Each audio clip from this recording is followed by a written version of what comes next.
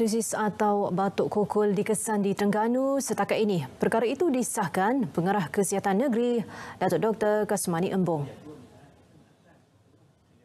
Menurut beliau, pemantauan berterusan dilaksana bagi mengelak penularan penyakit yang disebabkan bakteria Bordetella pertussis. Pertussis ni dia bukan penyakit baru, tapi dia merupakan salah satu penyakit yang kita cegah melalui pengambilan vaksin. Right? Tetapi kejadian dia adalah agak jarang-jarang. Setakat ini di negeri Terengganu, walaupun dekat ada wabak di negeri lain, kita di Terengganu sekarang tidak ada berlaku wabak. Semua penyakit-penyakit berjangkit ini memang kita akan sentiasa pantau. Beliau ditemui selepas Majlis Perasmian Jelajah Agenda Nasional Malaysia Sihat peringkat negeri di Kuala Terengganu.